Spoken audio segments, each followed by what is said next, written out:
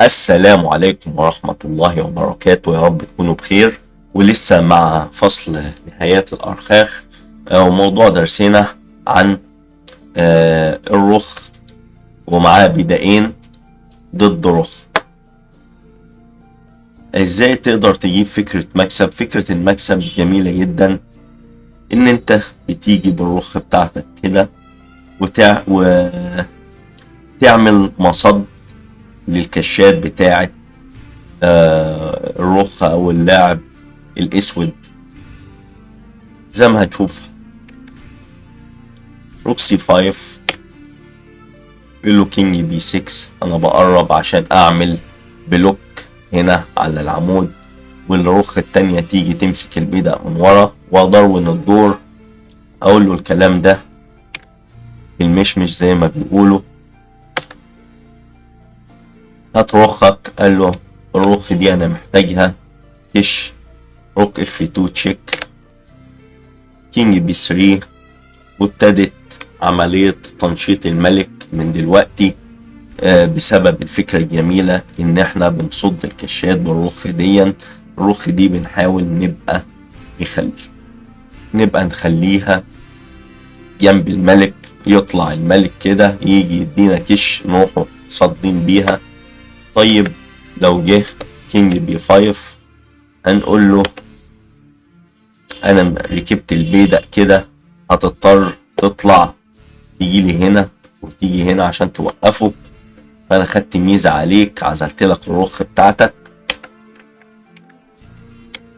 كش جيت حطيتك في شكل من اشكال الخسارة، زاجزوانج. ورينا هتلعب ايه. اجباري يتحرك الرخ يتحرك الملك. لو حركت الرخ بزق البيدق وبضغط عليك زيادة، فاجباري يتحرك الملك. كينج بي 6، كينج بي 4. اقول لك انا بقى ساعتها خلينا نشط الملك بتاعي وازق البيدق التاني واضغط، والدور مكسب اجباري بالشكل ده. سبت لك البيدق وقلت لك انا كسبت عليك نقلات اضافية، وعزلت لك الملك بتاعك، اخرته في اخر الدنيا زي ما انت شايف.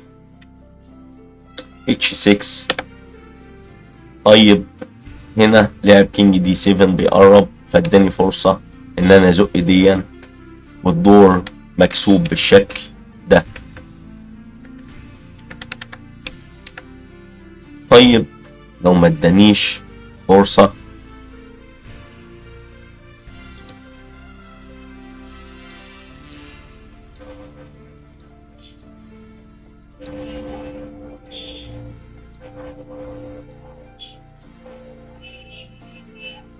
واداني كش هنا مثلا،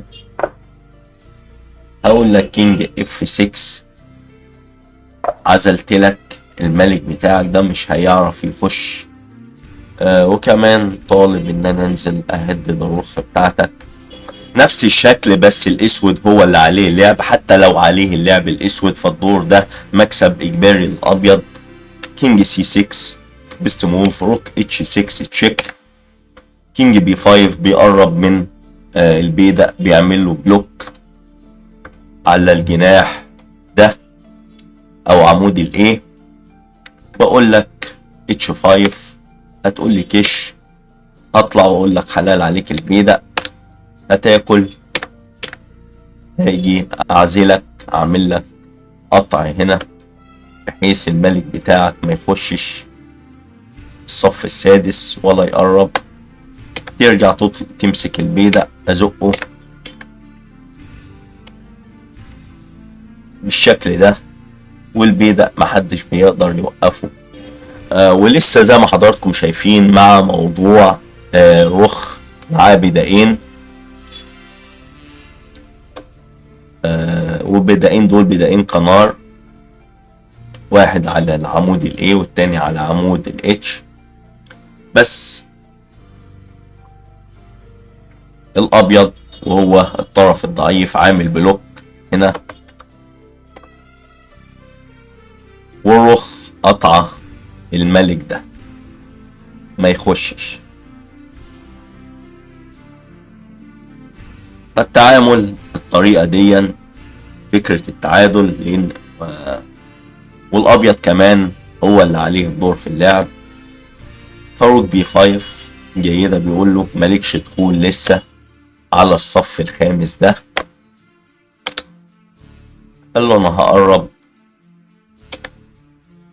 وبرضه يا جماعة الفكرة إن هو طالب البيدق ده، الرخ دي ما تقدرش تيجي هنا بهنا وتجيب فكرة الفوز، لا، هو لسه قاطع الملك هنا وطالب البيدق ده. روك اف 5 نزل، روك اي 1 عاوز يحرك البيدق بتاعه. قال له كينج اتش 2 اي 4 روك اف 4. برضو انا عيني على البيدق. قال له استغل انا بقى ديا واقرب بالملك. قال له هفضل قطعك.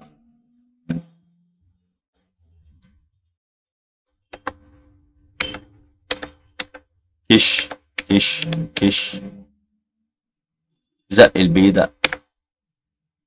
وفي الحالة دي باجي امسك البيدق، هتقرب روك اي 8، هتيجي تدعم.